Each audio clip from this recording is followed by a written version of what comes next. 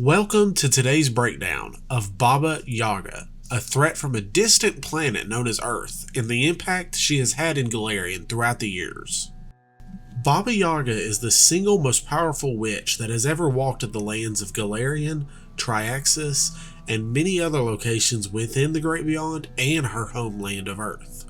Originally born over 2,000 years ago, around 2720 AR, which is around 75 BC in the Earth time, at least from what our researchers have been able to discover.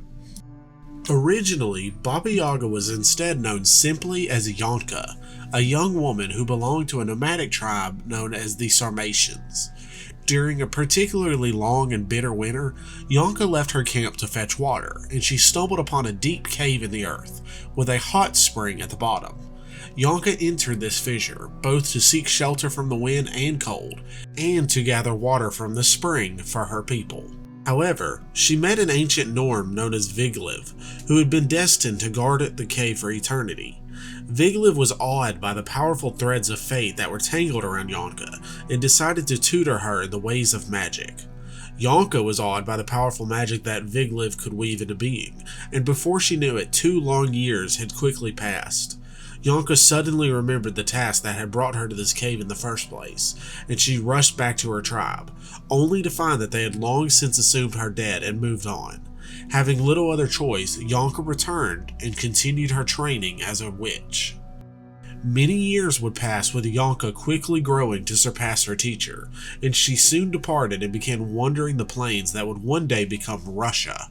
She spent years traveling, and as her fame and the legends of her power spread, humans began to seek her for favor and help. She eventually grew disgusted with humanity as a whole, due to their constant begging for help and the lengths some would go to gain her power and fame. During this time, the Rush people she traveled amongst gave her her new moniker, Baba, meaning grandmother due to her advanced age, and simply Yonka becoming mispronounced as Yaga over the years. At the ripe old age of 102 years old, when her body began to fail, she used her powerful magics to become immortal, which had a side effect of drastically altering her morals. She began a mortal life with a disregard for mortal life, and that morality has followed her ever since. At first, Baba Yaga was happy to live within a large burial mound known as a kurgan, but eventually she desired a more mobile homestead. She weaved her magics and formed the legendary dancing hut of Baba Yaga, which appears as a rustic cabin atop 2 large 15-foot tall chicken legs.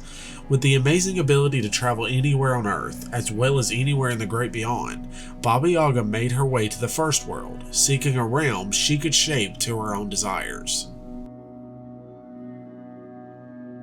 Through magic and sheer willpower, she claimed a distant section of the First World for herself, and she shaped it to resemble the steeps and forests of her childhood home on the Russian plains. She populated this region with a great variety of creatures and minions drawn from across the entire universe.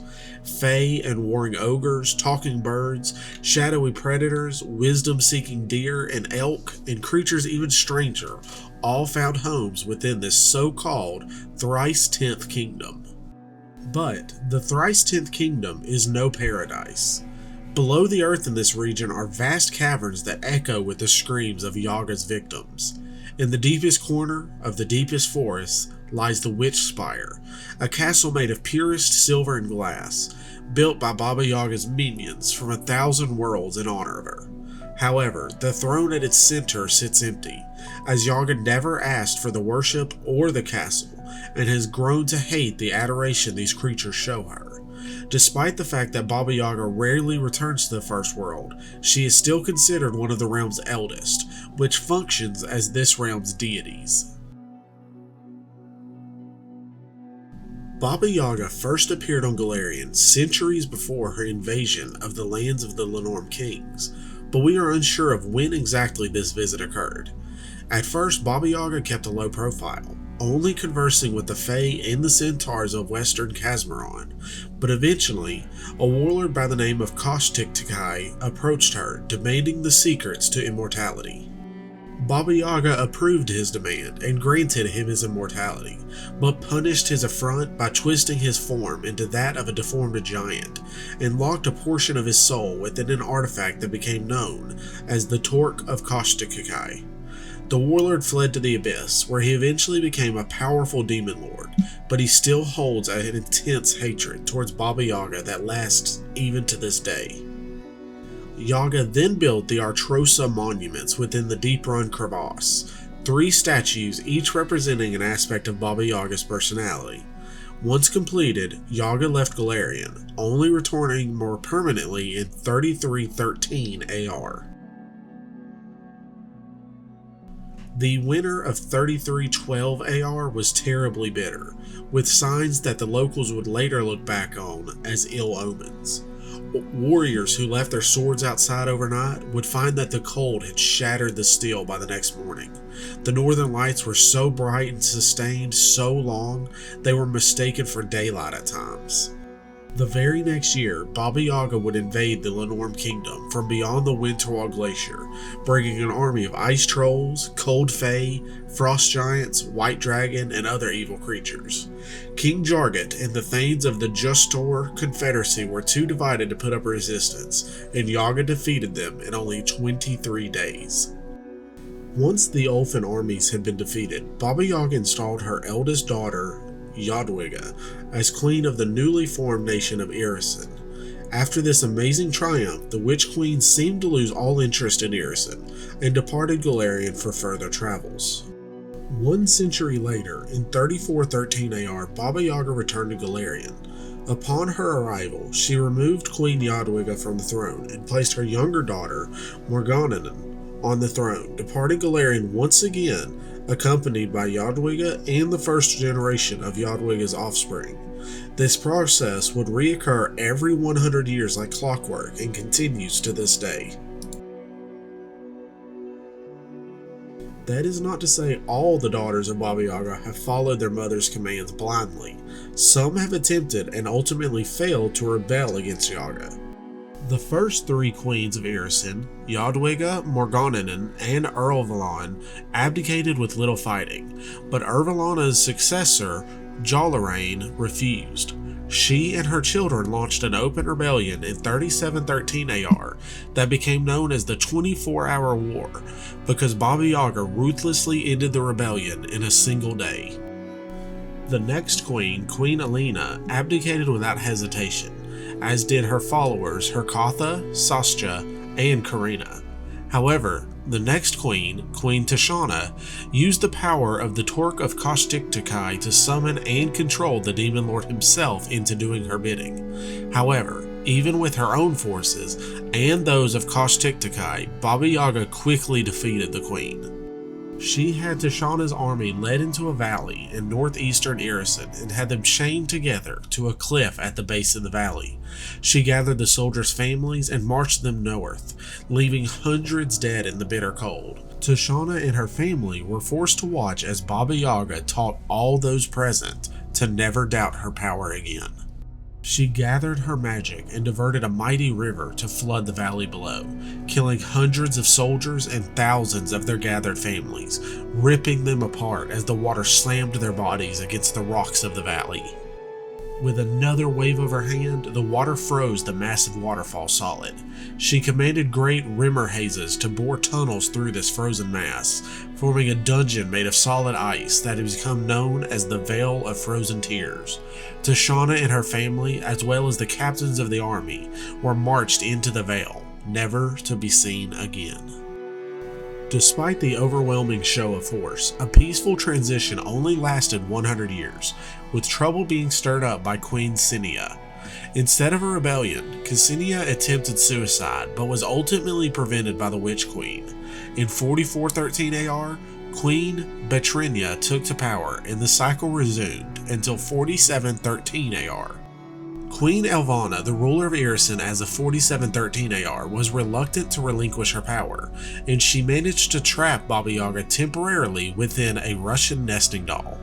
However, after a group of adventurers intervened and released Yaga, for which she rewarded the group by accepting their request to crown Anastasia Nikolavanya as the new and current Queen of Irrisen. However, after this last rebellion, Baba Yaga is thinking she might have been too dismissive of Golarion and is looking to become more involved in its current affairs. Despite her immense power, Baba Yaga refuses to embrace divinity due to her utter disdain for hearing people ask for things every day. Instead, she sits on the threshold of divinity, keeping herself on par with other influential Denzians of the Great Beyond, who do not fully see her as a threat and delight in the stories that she brings. While she despises individuals who seek her help, she is willing to hear people out, albeit with an unreasonable price for her aid. However, if that price is met, she is honorable enough to faithfully fill her end of the bargain. In Irrisen, Yaga is seen as the weaver of the nation's fate, and while Queen Anastasia is favored by her for now, she may eventually share the fate of her siblings. The orcs of Belkzen are afraid of the witch, and the Lenorm kings have never forgotten the stealing of their lands. Starting from 3412 AR, 3 beings appear every 100 years. Exactly 1 year before Yaga herself returns. These beings are known as the Black Rider, the Red Rider, and the White Rider. Strange fey horsemen atop magnificent steeds, they roam the countryside of Irrisen and judge the inhabitants. Those who have been unfaithful to the Witch Queen are punished, while those who have stayed true are rewarded. However, I doubt I have to mention how rare the rewards are. Every time these riders appear, their appearance is different, with some being riders who've made deals with Yaga, and some being granted a position they did not seek. Yaga has a dim view of other long-lived entities on Golarion, and enjoys provoking the surviving Rune Lords, Sorshin and Belimarius, not even bothering to distinguish between the two. She views Tarbafon as a fool who's simply drunk from a poisoned chalice. She speaks nothing of old mage Jatimbe, but every century, an old crone with a pet chicken and an elderly Zinj man with a leopard-headed staff can be seen talking by the window of the dancing dolphin in Opara. Personality-wise, Baba Yaga is a bitter and foul crone. Nothing anyone does is up to her standards, and no one is good enough. The strongest of heroes and the darkest of evils are all flawed under her crooked gaze. She will treat a demigod the same as a poor shepherd, and spew curses at milkmaids and queens alike. None are brave enough to step in the path of Yaga for fear of drawing her ire. She is a smooth liar and a yarn spinner. She is an expert conversationalist, able to weave the conversation such that you will reveal everything about yourself while you end up knowing even less than you did before you entered conversation with her.